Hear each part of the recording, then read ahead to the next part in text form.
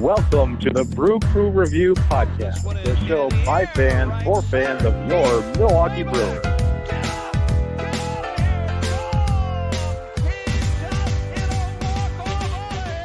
All right, welcome back, Brewer fans, to the Brew Crew Review Podcast. Joining me today is Scott Bartell from fabulous Las Vegas. How are you doing, Scott? Hanging in there. Enjoying another great day. How are you? Great. And Vince, he's going to be joining us hopefully later. He's finishing up his dinner or something like that. But anyway, and Chad is still in the Zoom waiting room. We'll see if we'll be able to let him in at some point. Scott, are your interns working on that? No, Tim Dillard stole all our interns. We literally have none. In fact, I actually interviewed one person, and they said that they were also going to get interviewed by Dillard to be one of his interns, and then I never heard from him again. So I don't know, but I mean, I get it. I mean, I'm not mad at Dillard. He's doing great. I'd want to work for him too. Let me lose some. Speaking of that, let's see. We're a week into the Brewers, over a week into the Brewers season. The Brewers are currently 6-4. They just won the first game of 3-game series at Miller Park against, Pham Field against Chicago Cubs to pull the record to 6-4. It's definitely the first time we've been 2 games over 500 since 2018. So pretty good start to the year, a 3-game winning streak here, Scott. What are your early observations on the season here through the first 10 games?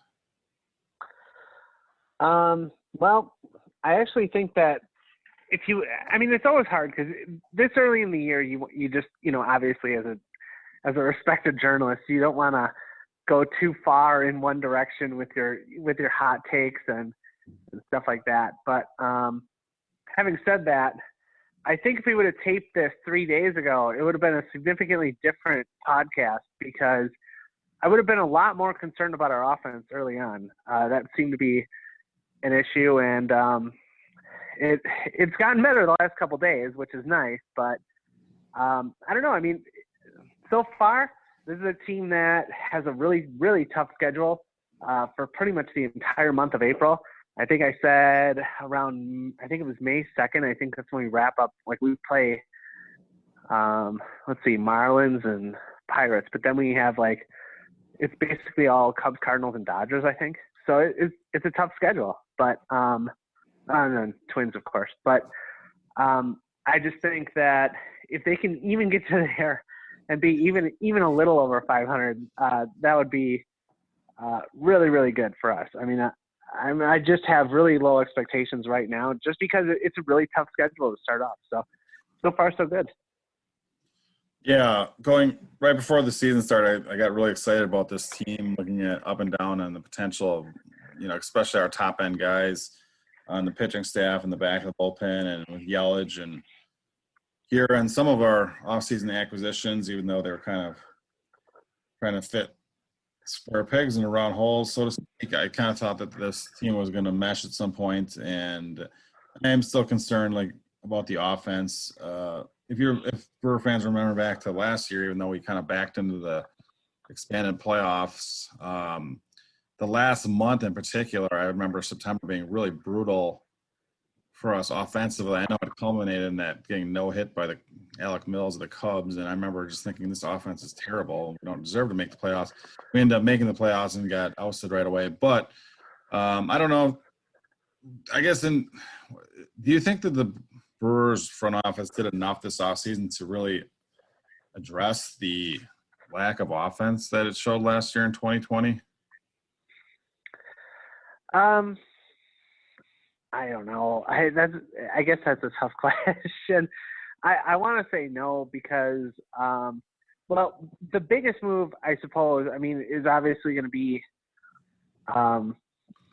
signing Colton Wong because I think that he's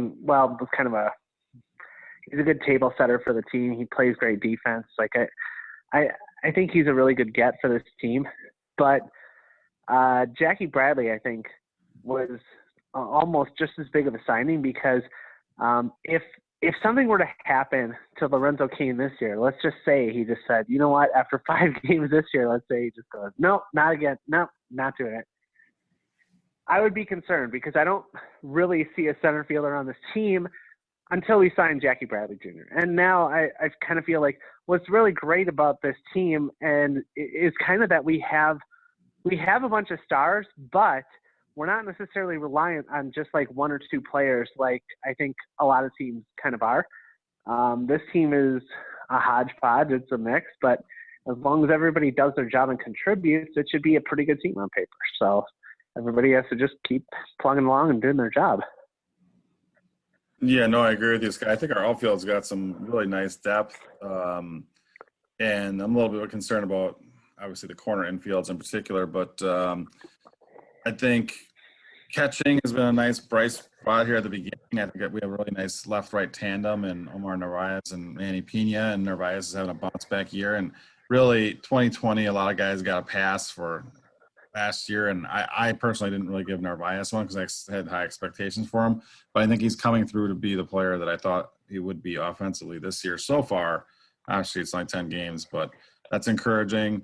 We're going to need to get offense from them. But I think that the Brewers front office is counting on all of these things happening.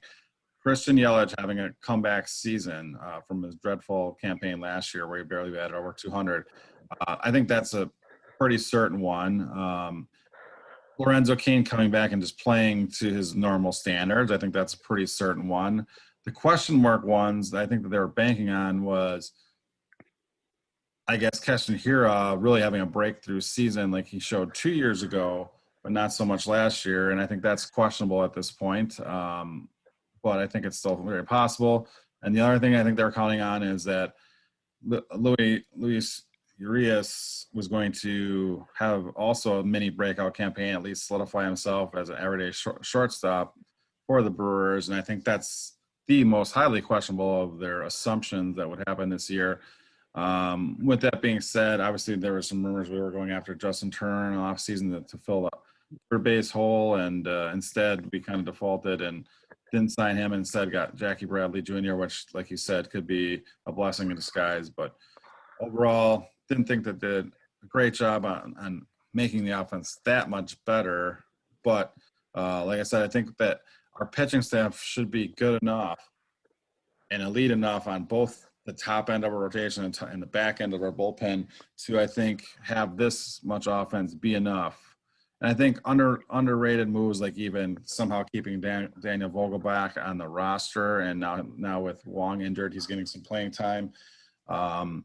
And also, even a guy like Billy McKinney as our 5th outfielder seems to be like a pretty clutch bat off the bench. So stuff like that I think can pull us through, and so far we're seeing that. But I think the most exciting thing to talk about from the early going is it really looks like we have 2 aces for the first time I can remember, even as a Brewer fan of my lifetime, at the top of our rotation with Woodruff and Burns and what they're doing. And you want to throw in the mix what Freddie Peralta is doing. And I think we've got a phenomenal potential in the rotation. What are your thoughts on that, Scott? Yeah, I think that very, very small window that we had, Sabathia, Sheets, and Gallardo, that was probably the deepest pitching staff maybe in career history, or at least starting rotation. But, yeah, I know. I mean, it's so great to see Burns. I know that we talked about him at length for, pretty much the last year. And it was so troubling because the guy has all the talent in the world, but it's just a matter of kind of honing it in, and he's starting to do that. Hopefully, it looks like we're starting to see that same kind of curve with Peralta now. I mean, he obviously had another great game today, and I know that I've been on him for walks and things like that, but today he pitched really solid, so I was really happy with that. Yeah. So those 3 guys, and obviously for the other part of our rotation, we got Brett Anderson and Adrian Hauser, who are, I think, going to prove to be adequate enough for the 5th starter spots, especially if we have those guys really coming through with big seasons on the top end of that. So I guess now switching over to the bullpen, do you have any early season concerns for, let's say, our overall bullpen, and then maybe specifically even whether or not Devin Williams can have a similar success as he did as rookie of the year, reliever of the year last year in 2020,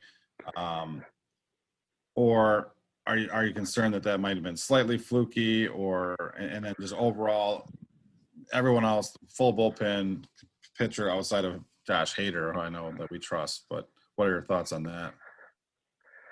The bullpen is probably one of those things that I'm most worried about. I guess the best part about that, and that's weird because going into it, like I think everyone thought the bullpen was probably going to be our strength going into this year, and our bullpen's done all right. I mean, I'm not saying that, but I mean, Bobby Wall injured again.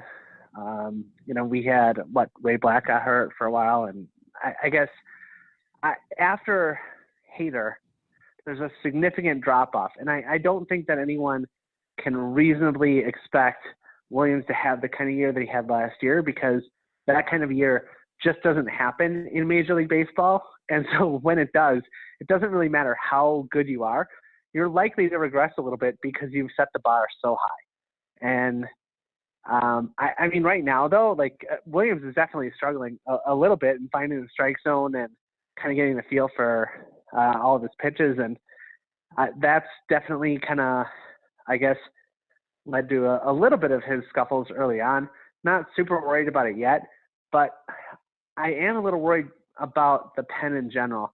Like Drew Rasmussen, for example, he has electric stuff, but again, he is really, really young, and like all the other people we've mentioned, like he is having trouble kind of controlling the strike zone and being able to paint those corners and not give up too many of those pitches down the heart of the plate. And right now, I'm concerned about that bullpen, but that's the biggest concern I have right now. I hate to say it. Yeah, I think besides those, Williams and Hader, most of the other guys do worry me. I know that we already optioned on Eric Yardley to work on some stuff and brought up Anel Perdomo, and also Brad Boxberger got called up recently too. And I think he could be a big veteran to this bullpen puzzle in the long run over the long haul of the season. But Devin Williams, I think the numbers he put up last year were video game-like and unrealistic. And over the course of a full season, I just don't think he's going to be able to pull off that type of success. Obviously, his awesome changeup, his airbender pitch, I think guys will start laying off that if he doesn't throw for strikes. I think his numbers could fall a little bit, but I still trust him as our future closer and a solid setup guy this year. But I think there'll be some ups and downs, and he won't be as dominant as he was last year. So I think that's kind of to be expected. But I know last year, every time he came to the game, he was expected to be lights out, and always was. And that's a good thing to have. But I don't know. Going into this year, I just feel like you can't definitely count on that. He's not quite on the Josh Hader level overall yet, in my opinion, but still glad he's on our team. So, yeah, absolutely. Speaking of who's on the team, I guess I know the last podcast, Vince and I got in a little bit of a fisticuff, so to speak, over a Zoom version of that, at least, of whether or not, the Brewers expected Luis Urias or Orlando Arcia to be our starting shortstop moving forward, and especially starting opening day. And I guess it was shocking to me, even the Brewers, just I think 4 games into the season, to actually pull off a trade. I don't remember such an early season trade of that, not that it was a huge magnitude, but they did trade Orlando Arcia to the Atlanta Braves for a couple of bullpen arms, right-handed pitchers, Patrick Weigel and Chad Sabatka. And again, these are pitchers that are past 25 years old and kind of barely hanging on to their 40-man roster spots for the Braves. But some people would say, well, the Brewers could have non-tendered Orlando a contract, so at least they got something for him. I guess what are your thoughts on the trade and the timing of it, Scott? Timing was a little bit weird. It kind of makes me wonder if it was our idea or somebody reached out to us. I have a feeling that maybe Stearns has seen enough of Urias to say that he was ready for him to be the starter, or maybe he's seen enough of Arcia to know that it was time for a change. Either way, it is a little bit peculiar because you would think that you would want to do something like that in spring training before you have to trim down roster so last time or something like that. But I don't know. I mean, things can always change. Like teams get injured, all of a sudden you have you have players that get injured, and sometimes it's you have a position of need and you need to do something about that. I don't necessarily think that the Brewers were trading for need. I think they were just trading to see what they could get. But it's a little bit weird. But I wish Arcia the best. But at the same time, I'm kind of glad that the trade was done. Yeah, I mean, at some point, I don't know if that's something that could be like a confidence booster for Louis Urias to be like, okay, they're on their man now. I'm the starting shortstop going forward. It really isn't much more of an option. I don't know if that was the motivation for it. I think that was their plan at some point, but they kind of had Orlando Arcia around to be there in case he didn't stay healthy or he was a complete disaster at the plate or something. But even with the third base situation, they had him have some playing time there also. And so I think it was a combination of those things that they kind of kept him around. But I was kind of surprised that they cut bait on him so quickly too. So I almost want to think that maybe the Braves reached out to the Brewers, but I guess we'll never. Maybe we might not ever know really the true story to that because the Braves sent him directly to their alternative training site. So it's not like they were chomping at the bitch to acquire him either. So it might be one of those trades that are ultimately kind of moot. But I kind of thought Orlando. I could see him being a starting shortstop for another team, at some point, if not later this year or next year. I really did like the guy. I loved how he played the game, and he was always a prospect with a lot of promise, and I thought he'd be able to hit closer to 300 at the major league level and play phenomenal shortstop defense. And unfortunately, the first part of that wasn't really true, so he didn't become much more than a second division regular, so to speak. And so at some point it's time to move on, and I think the Brewers, when they went and acquired Louis Urias in the trade, giving up Trent Grisham, was someone that they identified that they wanted to really give a shot. And so I think his time is now, and hopefully he can run with that opportunity. Yeah, and he's still definitely young enough that, he can still be tabbed, sort of a prospect, I guess, so to speak. Like, technically Arcia, at least from a typical baseball perspective, has not hit his prime yet. So there could be definitely more in the tank for him. It's a good buy low candidate, I suppose, for the Braves, but yeah, it works out. Actually, I don't want to circle back too far, but I was going to ask you, after Hader and Williams, where would you who is the next bullpen pitcher that you would trust? Because for me right now, it might be Boxberger. He has that power arm, and he's been pretty good so far this year. I hope that he can step up and kind of fill that role, because I really do think that you just need one more good arm, and that bullpen's really solid. And so if he can step up and be that guy.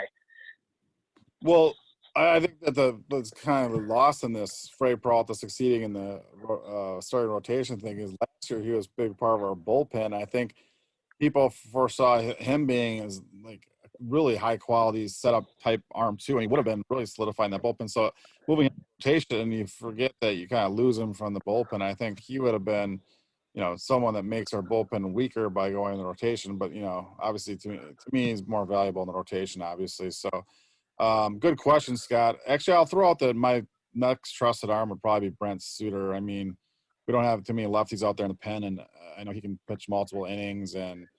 Obviously I like the guy on a personal level, but I really just do believe he's probably the third best and most trusted arm out there as we speak. But I do have some faith in some of the younger guys. Obviously, though, Justin Topa is injured for at least, I know he got put on the 68 DL, so we might not see him very much during the season.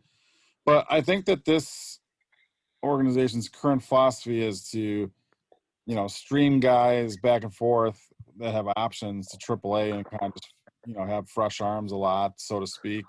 And I think that's kind of might be the plan with Wiggle and Sabatka is kind of have those guys that throw in the upper 90s, right-handed pitchers, just floating back and forth from AAA. And I think even guys like Phil Bickford might get a chance at some point this season to see what they have in the bullpen. So those middle innings, anywhere from mop-up duty to the 6th and 7th, those filling in those innings, I think could be a variety of different people on any given day. And it'll be interesting to see, and it wouldn't be surprising if we're in contention or looking to, be the top team in this division. We may have to go out and acquire a veteran arm, so to speak, at some point to help solidify the bullpen. I would think in those middle innings also. So we'll see how it goes. But I think Boxberger will end up being one of the most underrated signings of the offseason. Obviously the minor league deal, but we're already using them. So I think that was a pretty good signing. So. We should also mention that, I briefly mentioned that Colton Wong went on the 10-day DL or IL, unfortunately with oblique problem, I believe. But it's kind of a big loss here. He was really a nice bat to have at the top lineup here to start off the year. But I think the Brewers had the depth to recover for him getting back. But obviously that happened the same time we traded Arcia, which means – we don't have too much to cover the middle infield anymore, depth-wise, organizational-wise. So I think the Brewers went out and made a really nice, again, underrated signing and pickup just as last week, and that's D. Gordon, who goes by D. Strange Gordon now. Former longtime Marlin, and, recently he just got cut by the Reds in spring training, but I always really liked the guy who's kind of a throwback type player. Guy that can, used to be able to hit over 300, get on base, steal a ton of bases, and create havoc on the base pass and stuff. I think that's a nice depth signing. I'm hoping to see him get some at bats at the big league level maybe at some point this year. What are your thoughts on that pickup, Scott? Yeah, we're definitely buying him low too. I don't know. I was a little bit surprised. I remember drafting him in fantasy a couple of years ago and thinking like, oh, this guy is a potential gold mine here. And he had some great years. I think he was an all-star one year, but I don't know. He still hasn't necessarily put it all together, I guess, and really struggled recently. And now he has an opportunity to step up to the plate again. So that's great. Unfortunately, he's on the wrong side of 30 and probably on the downturn of a career. And this happens to a lot of guys, who their key part of their game is speed. But I think he still has, compared to a lot of other guys in Major League Baseball, there's not a lot of speed demons out there, mostly because the guys that can't hit really can't stay on rosters anymore. And Gordon could always hit, however, his on-base skills are kind of lacking. He doesn't walk very much and isn't a typical leadoff hitter in today's game, at least. Not like back in the 80s, he would have been a really phenomenal leadoff hitter, though. But, I mean, I see for that kind of throwback appeal or whatever, and he's really – seems like a great teammate and whatnot. So I really hope that he has some success. Not that, I wish any harm to any of the Brewers middle infielders, but hopefully he can get some playing time. And another key element is the Reds were considering having them – they're starting shortstop. He didn't make the team, but he got some experience during spring training at the shortstop position. And so he's also had some experience in the outfield, and obviously he was a long-time second baseman. So that covers pretty much, a lot of – if he can make the team as a bench bat, I really like that thought of it. He could cover the middle infield and outfield spot. Left-handed hitter off the bench, and also with speed for pinch running opportunities. So I don't know. I'd really like to have him on the roster at some point. So I really like that signing as an underrated move that could pay off some dividends in the future. Yeah, it's definitely good to have someone like that on your bench that can come off and either provide some kind of a spark. And not only that, but obviously, as you mentioned, the base running. I don't necessarily think that we're going to have him stealing a lot of bases, but he definitely has the wheels to, score from first on, any ball in the corner or something like that. So that's definitely important. He can still give you a good at bat, and yeah, playing it short is definitely a plus right now, anyway. Yeah, so, and I think we'll see what happens. The trade of Arcia was not only a big vote of confidence, so to speak, for Urias to be obviously the hands-down starting shortstop, but even from the bench role, I think Daniel Robertson is really solidified as that guy that he can obviously he's now our backup shortstop for sure. Also backup second baseman. He can play some third. He's played some outfield. He's a really valuable, I think, utility player for us right now, and I think that he's gonna find his way to a decent number of at bats over the course of the year. And he's a player I really like too. So, I mean, I guess I'll give kudos to the front office for, even though they didn't necessarily sign any real top level guys to fix the offense, so to speak.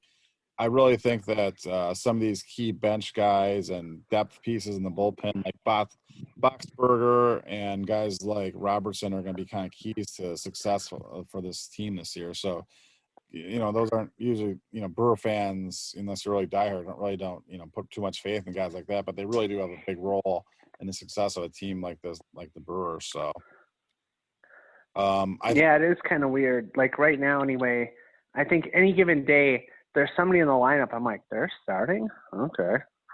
But, it all seems to work out because, the team does have a lot of depth.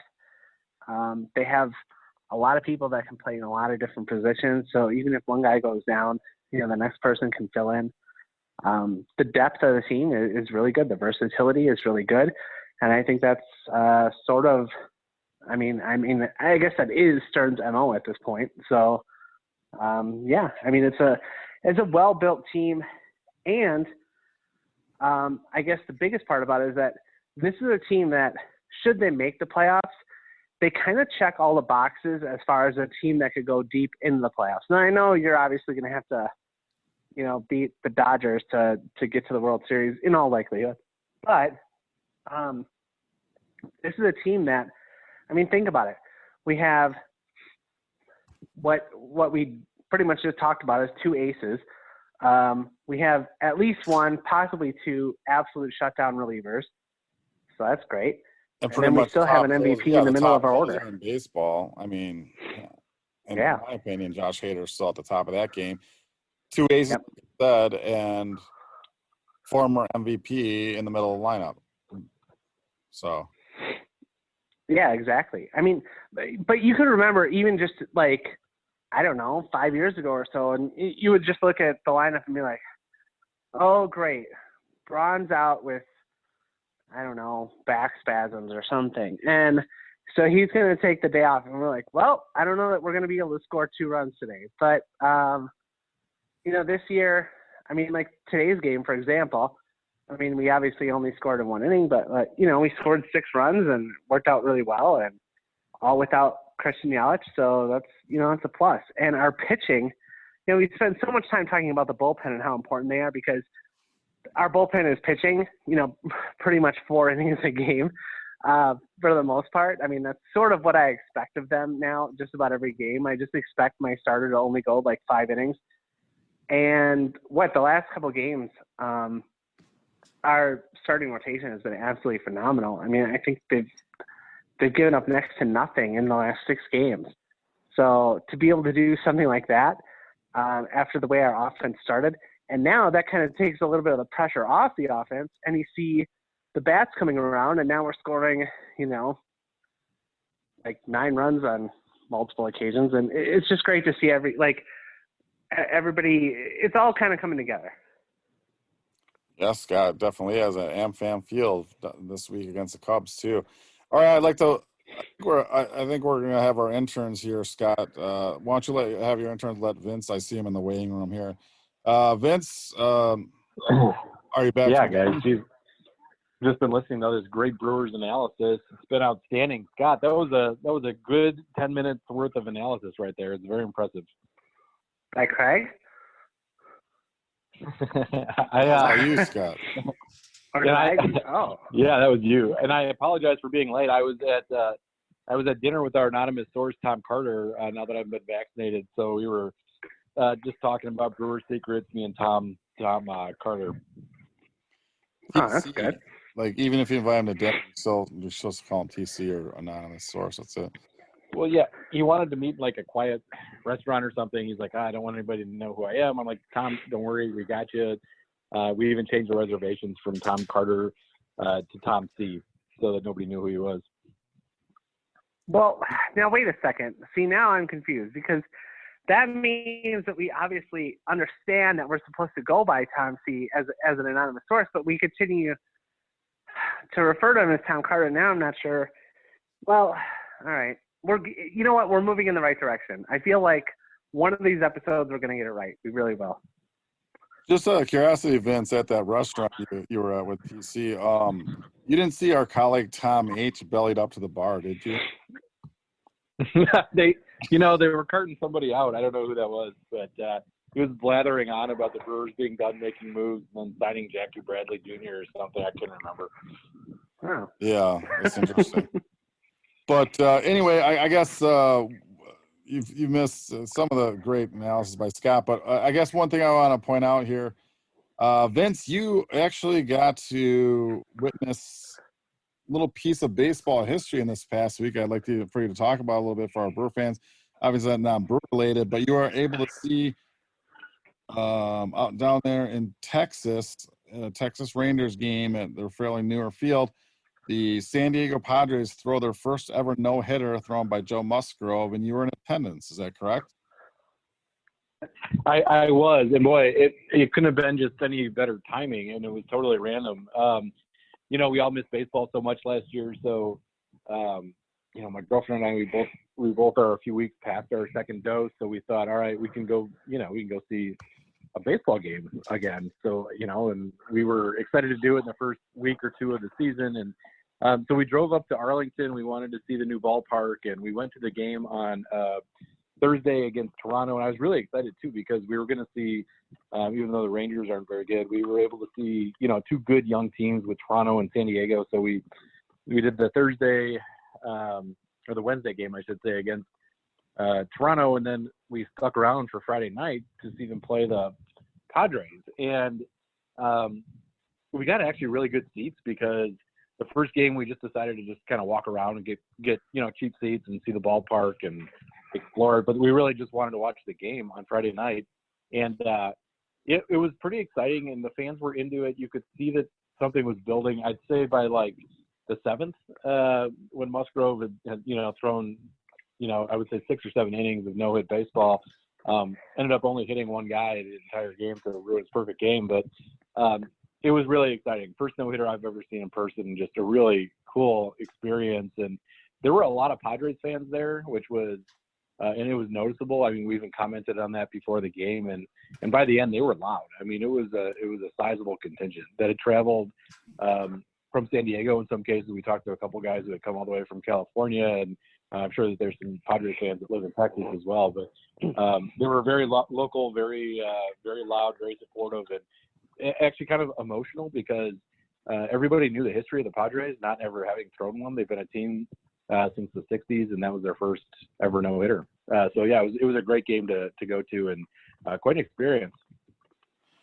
And just out of curiosity, when did the crowd really start drumming up with each out? Was that in the 8th inning, or was it the last couple outs just of the 9th? Or probably, yeah, the 8th, I would say. I would say it was about the 8th. I remember I ran up to a concession stand really quick before the end of the 7th, and people were definitely talking about it by then. The 8th, people were starting to noticeably cheer, for each out that the Padres got. And then in the 9th, everybody was on their feet the entire time. Even Rangers fans were very respectful about, the history of what was happening in front of them. And I won't say that they were cheering vocally, but they were very respectful, I guess is the best way to phrase it. And no team ever wants no fans want their own team to get no hit by any means. But I mean, the Rangers are pretty bad this year, so especially but usually. And not only that, Craig, but it wasn't like it was their big rival or something, like if the Brewers were getting no-hit by the Cubs, I don't think you'd find many supportive, Brewer fans. But, the Padres and Rangers, it's really not a big rivalry or anything. Well, yeah, it's an interleague game, so that also is a factor. It's an interesting point, Vince. One thing I want to point out about this particular no-hitter, because I know where this is going. And there's a no-hitter, obviously the pitcher gets all the accolades and whatnot. And I just want to point out one that the catcher for the Padres, Victor Caratini, who got acquired this offseason as part of the Yu Darvish deal, actually, from the Cubs. He came over. He was actually the first catcher in history to catch back to 2 consecutive no-hitters in the majors. So he caught the one last September, unfortunately, against the Brewers, Alec Mills. Oh yeah. And he also caught this one. So he's the first catcher to ever catch 2 consecutive league no-hitters.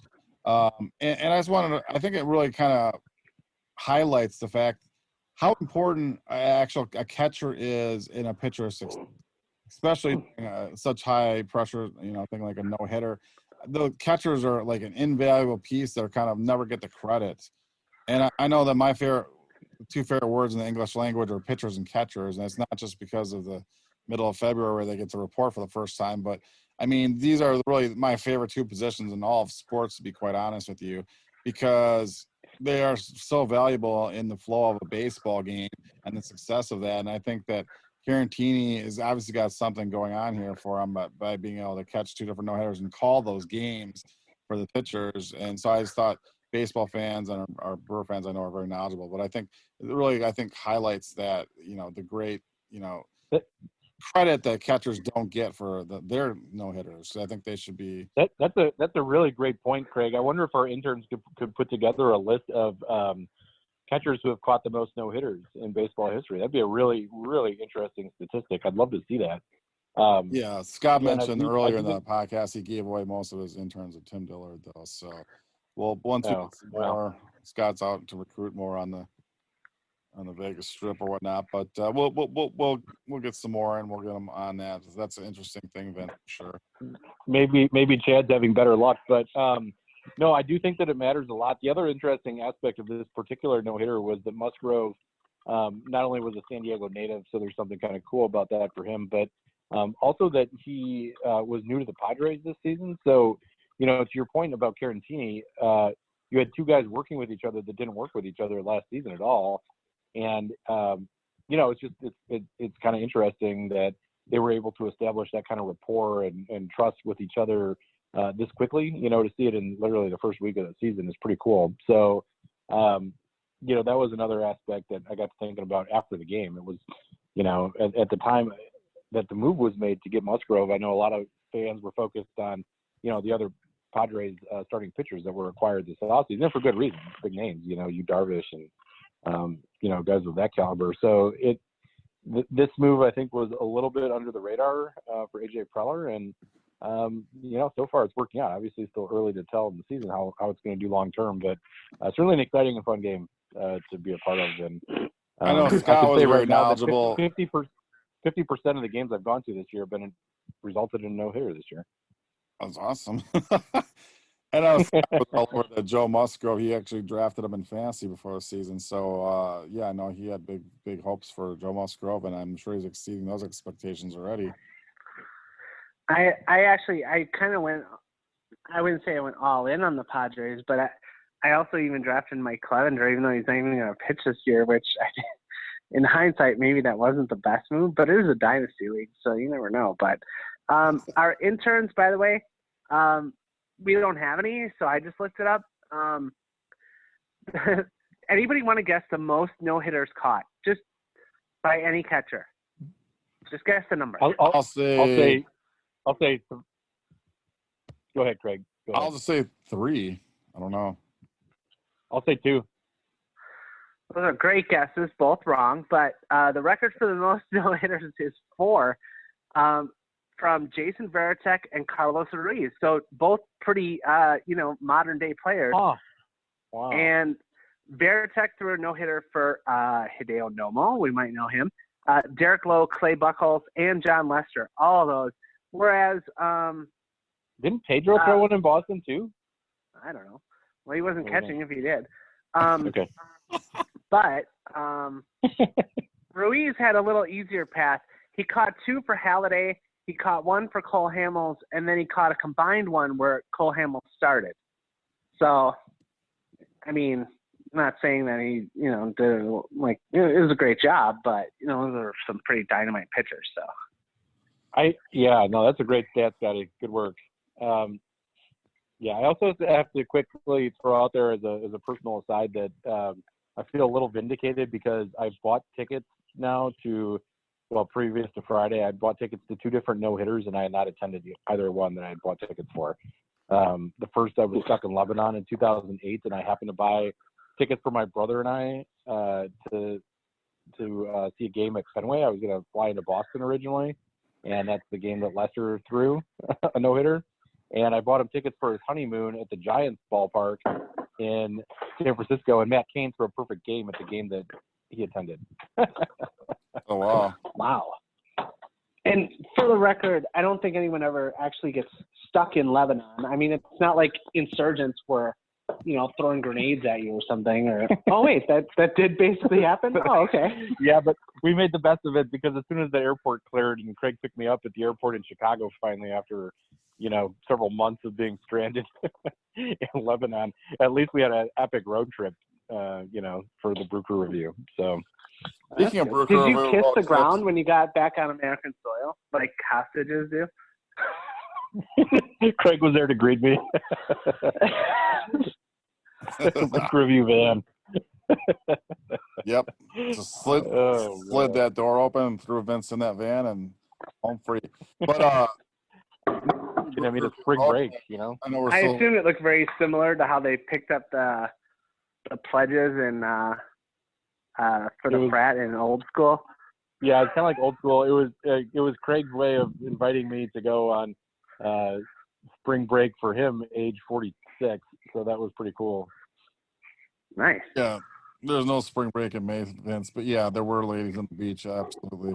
But no, speaking of Brew Crew Review road trips and beaches and whatnot, since you're so good at picking out buying tickets again for no hitters, I actually am gonna go ahead and give you the green light to buy any of the tickets for our next Brew Crew Review road trip. Or in fact, you can purchase them for all the future Brew Crew Review road trips. If you can go ahead and do that since you've got that going, that'd be phenomenal. I would like to see sounds one. Good, guys. I will do that. That sounds like a plan. Let's do it. All right, here's a random. I know that all of our listeners are hardcore Brewer fans, or I assume a lot of them are, or at least hardcore Scott Bartell fans. But the interesting thing about casual watching Brewer fans, which I guess my dad would be in that bracket, I got a call from him this Sunday, and this was his literal question verbatim to me. He's like, "Hey Craig, do you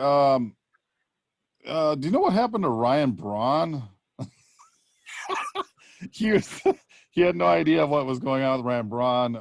He didn't know that he wasn't still on the Brewers. He had just been watching some games this year, realized he was no longer on the lineup. So he is like, did he retire? Did he get traded? Did he sign with our team? And I guess the funny thing was I really didn't have a really good answer to his question other than he wasn't currently on the Brewers. So I said I guess he's probably leaning toward retirement, but yeah, it is interesting. But I think it's interesting for people to point out that's kind of a changing of the guard, so to speak, and having our franchise icon Ryan Braun all of a sudden not in the lineup and not even on the team is a little bit shocking to casual Brewer fans at this point in time, I guess. Doesn't he listen to our podcast? Absolutely not. He's never even used the internet. Wait, Craig's dad or Braun? Neither of them have any interest. Both, I'm sure. I don't know. Have any interest right now. Ryan Braun is like a semi-retired free agent in the same way that like born again virgins say that they're born again, but it's just that they're just not getting laid. Like no one wants them. That's what it kind of comes down to. Like I'm not saying nobody wants Braun, nobody wants him at his asking price, whatever that may be. So, or maybe he doesn't want to play for like, I don't know, maybe Miami gave him a contract or offered him something and he's like, no, I'm not doing that. So you never know. He's got his reasons, but he's a free agent for now. Yeah, maybe if the DH gets added back to mid-season for some reason or something, the Brewers could get him back on the roster. But anyway, just thought that was interesting. Kind of made me laugh that he was just like, "Hey, where's Ryan Braun? I don't see him." But anyway, yeah. So hey, it is. who the hell is this guy in Vaughn's Valley? I don't know. Hang on. He's still Looking adjusting at to left field here. Mark Trying to look out dream. in Jenks Junction. Where the hell is Jeff Jenkins? Well, Scott, I think the point is, like, Ryan Braun really is, retiring or leaving baseball, or at least leaving the Brewers, as basically the career leader in almost every offensive statistic. He didn't play his entire career so far as a Brewer, and he's put up basically a lot of better numbers than even a couple of our Hall of Famers and Robbie Yount and Paul Molitor. So I mean, I just don't think he got the proper send off. Obviously, 2020 and whatnot, from the home crowd and fans, watch on TV and whatnot. But I mean, I guess at least we made the playoffs his last 3 years as a Brewer. We come back and we'll add a fourth with him on the roster. No one knows, but. With that being said, I'm really excited about this team going forward this year, and especially at the top end of our pitching staff. And this should be a very exciting year, and hopefully you guys are on board for the whole ride, like all of our listeners. I'm not going to leave now, Craig. And I'm sure you guys talked about it, but I mean, what a performance by Freddie Peralta tonight. Really, our whole starting rotation the last week. I don't want to rehash stuff that you guys already did, but it was an incredible stretch by the Brewers starters from top to bottom, really. I mean, but really, really excited for what I'll call our big three going forward between Corbin Burns, Brandon Woodruff, and Freddie Peralta. Well, I don't know. Brett Anderson, he might be maybe big four. Because goes without being said, Scott. Goes without being said. Every staff needs an ace. We already knew he was there. Just to see these young guys develop is great to join them. Oh, by the way, today's episode is brought to you by 88 Keys, because West Dallas is ready for a classy piano bar. 88 Keys. 88 Keys. There you go. Thank you, Scott. Yes, they are. Yeah. Yes, they are. All right. Well, really excited about the rest of this homestand. We've got a couple more games against the Cubs and the Pirates this weekend. And like you point out, Scott, it's a pretty rough schedule overall for the first month of the season. But I'm confident we're going to be able to at least finish the month at above 500. And then the rest of that, I think we'll start to click. And I really think some of these guys are going to start to hit, and their bats are going to heat up, especially guys like Keston Hiura, who started the season 0 for 20, but he's already gotten 3 hits since then. So I think the arrow's pointing up for this Milwaukee Brewers squad. By the way, guys. I think I listed all the teams that we were playing, but I probably left off the Padres, who we play next week on the road. And that will be, if there's any series where we're going to miss Ryan Braun, that's probably going to be it, because he's had some pretty phenomenal games at Petco Park.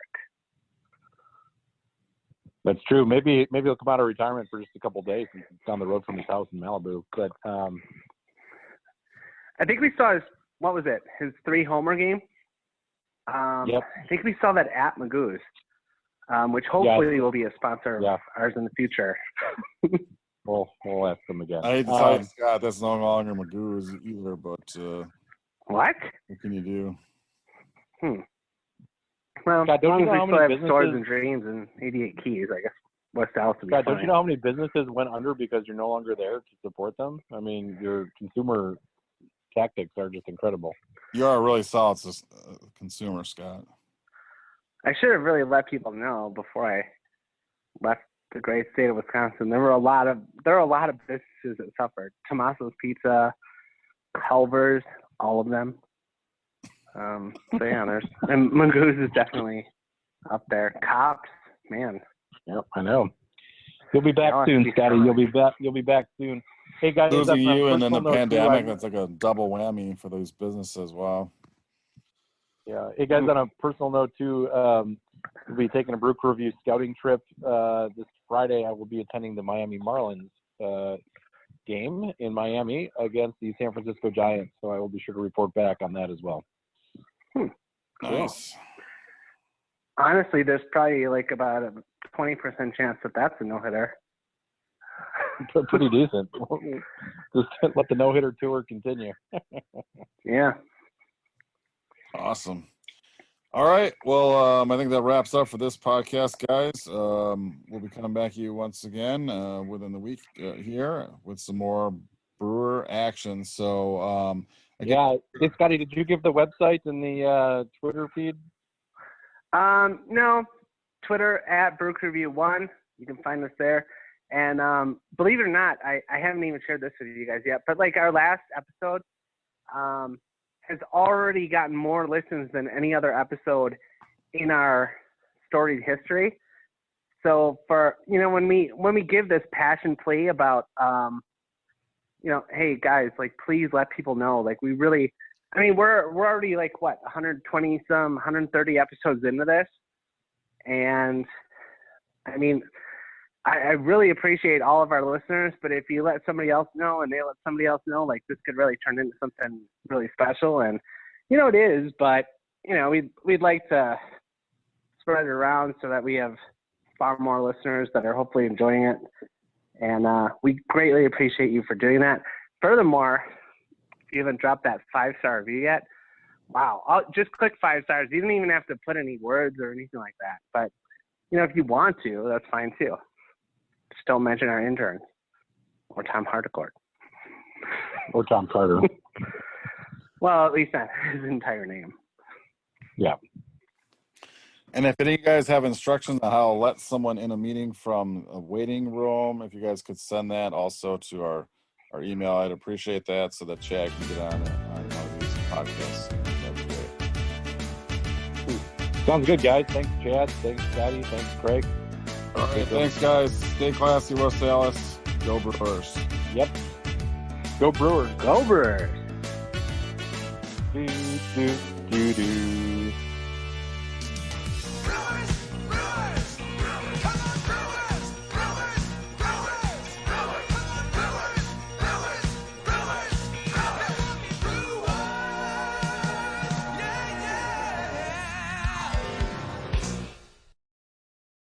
The Brew Crew Review is back with you.